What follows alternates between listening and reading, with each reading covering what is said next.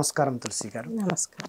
అసలు యోగా అంటే ఏంటి తులసి గారు? మామూలుగా సామాన్యంగా అందరికీ తెలుసు యోగా అంటే. యోగా ద్వారా ఎటువంటి వ్యాధులైనా న్యాయం చేయొచ్చా? అసలు యోగా ద్వారా ఎటువంటి వ్యాధులు ఇప్పటివరకు న్యాయమయ్యాయి? ఇంకా ముందు ఫ్యూచర్‌లో ఎటువంటి మనము యో యోగా ద్వారా కొన్ని రోగాలని గానీ, ఎటువంటి సమస్యలని గానీ మనం నివారించొచ్చా?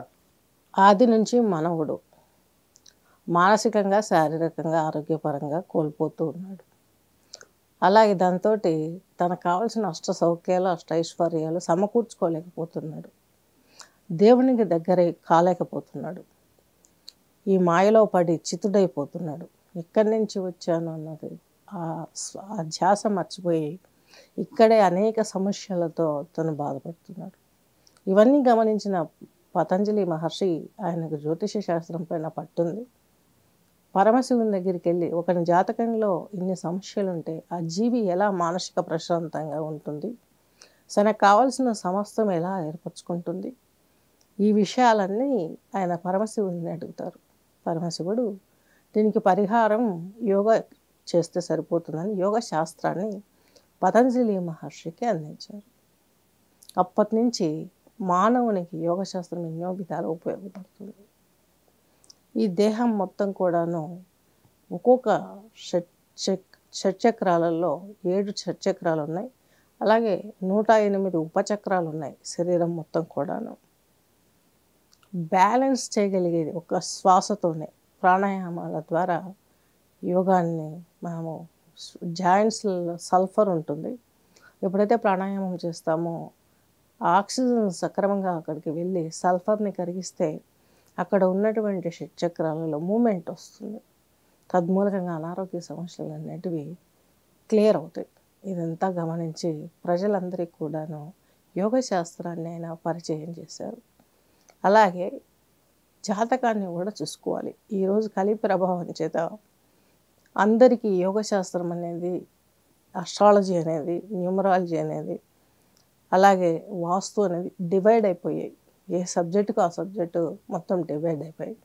కానీ ఇవన్నీ ఒక పుటిలో ఒక చెట్టు కింద వచ్చినటువంటి పిల్ల రెమ్మలుగా అన్నీ అవినాభావ సంబంధం కలిగి ఉన్నాయి. ఈ శాస్త్రాన్ని అందించడం వెనుక ఎంత పరమార్థం ఉంది. మేడం గారు, యోగాకి మన జ్యోతిష శాస్త్రానికి ఏమైనా అవినాభావ సంబంధం ఉందా? అంటే దగ్గర రిలేషన్షిప్ ఏమైనా ఉందా? ఖచ్చితంగా అండి.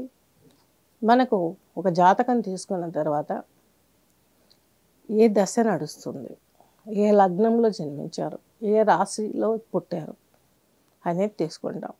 అలాగే అస్ట్రాలజీలో 12 గళ్ళు ఉంటాయి.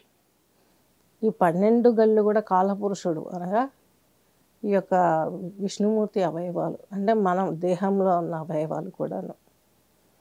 ఈ అవయవాలు 1వ ఇంట్లో తల, 2 ముఖము, 3 కంఠము, 4 ఛాతీ, ఇలా మొత్తం పాదాల వరకు 12 రాసులు కూడా డివైడ్ చేయబడ్డాయి.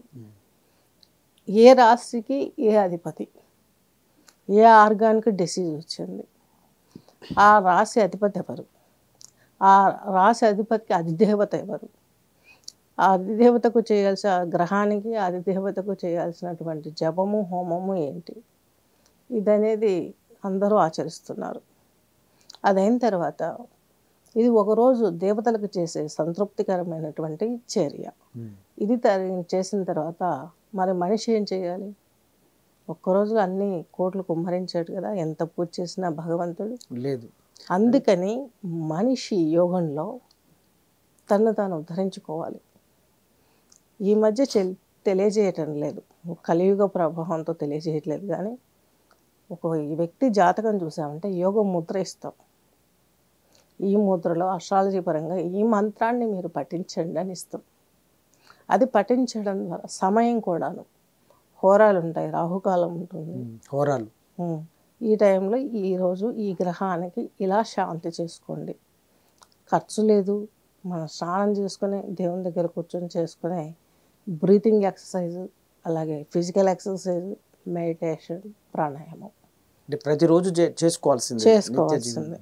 నిత్య జీవితంలో ఇవి చేసుకోవడం మూలంగా యోగా ఎంత సహకారం ఇస్తుంది. కాబట్టి ఆ పూజ చేసినప్పటి నుంచి నువ్వు రోజు ఇలా పాటించడం మూలంగా సమస్యలు అనేవి చాలా త్వరితగతిన దూరం అవుతాయి.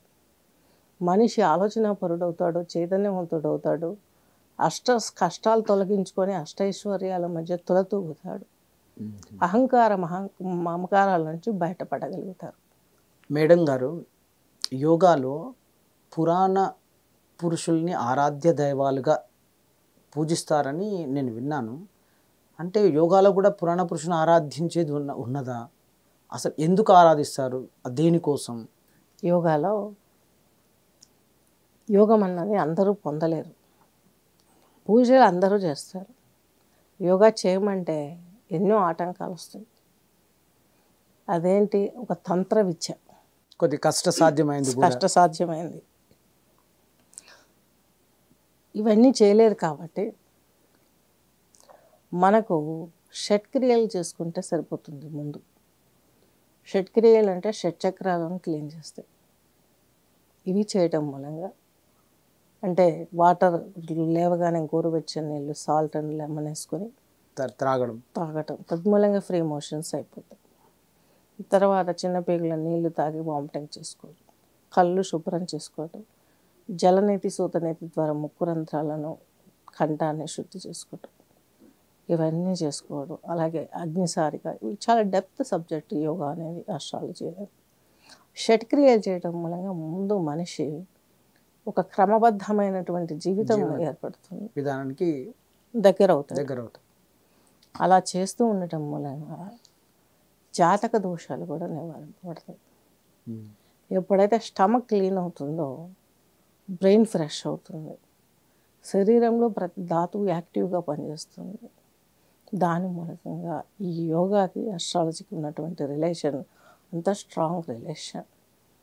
అలాగే ఒక్కొక్క చక్రంలో ఒక్కొక్క గ్రహం ఉంటుంది. జ్యోతిషపరమైనటువంటి నవగ్రహాలు కూడాను ఒక్కొక్క చక్రంలో ఉంటాయి. జాతకం చూసినప్పుడు ఏ గ్రహం నడుస్తుంది, ఏ చక్రానికి ఎలాంటి ముద్రతో ప్రాణాయామం చేయాలి, ఏ ముద్రలో కూర్చొని ధ్యానం చేయాలి, ఏ ఆసనం వేయాలి, ఏ చక్రం కింద బెండింగ్, స్టాండింగ్, ఇవన్నీ చేసి అక్కడ యాక్టివేషన్ చేయాలి. ఫిజికల్గా, మెంటల్గా చేయటం మూలంగా అక్కడ ఉన్న నెగటివ్ ఎంత క్లియర్ అవుతుంది, నెగటివ్ వెళ్ళిపోయి పాజిటివ్ వస్తుంది. పూజ అనేది ఒకరోజు దేవునికి చేసేదైతే, ఇది నిత్యం మనం చేసుకోవడం మూలంగా మనమే దేవుళ్ళం అవుతాం. అలాగే పురాణాల నుంచి కూడాను గొప్ప గొప్ప యోగులు అప్పట్లో ఆచారాలు చాలా సిస్టమేటిక్గా పాటించేవాళ్ళు. ప్రకృతి ఆరాధన ఉండేది.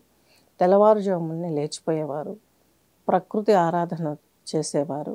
విగ్రహాలు లేవు. రాను రాను కాలాంతరంలో ప్రవాహంలో పడిపోయినాయి. అవి పట్టించుకునేటట్టు లేకుండా. ఈ పురాణ పురుషులు అంటే వీళ్ళే. ఎవరైతే జీవితంలో సక్రమమైన లైఫ్ స్టైల్ కలిగిన వాళ్ళే పుణ్యపురుషులుగా మిగిలిపోయారు. యోగులు, ఆ యోగులు సిస్టమేటిక్గా వాళ్ళని అనుసరించడం కోసం వాళ్ళని రాను రాను ముందు తరాలలో దేవతలుగా కొలిచారు. శ్రీరాముడు అంటే ఇలా ఉన్నాడు, ఏకపత్ని వ్రతుడు. కృష్ణుడు అంటే ఇలా ఉన్నాడు, ఆయన యోగి. నిజంగా కృష్ణుడు చెప్పాలంటే యోగి, అస్ఖలిత బ్రహ్మచారి. సో ఈ విధంగా వాళ్ళు ఋషులయ్యి మంచి జీవనం సాగించి కాలక్రమంలో దేవతలుగా నిలిచిపోయారు. ఇది యోగాకి, అస్ట్రాలజీకి, పుణ్యపురుషులకు ఉన్నటువంటి అవినాభావ సంబంధం.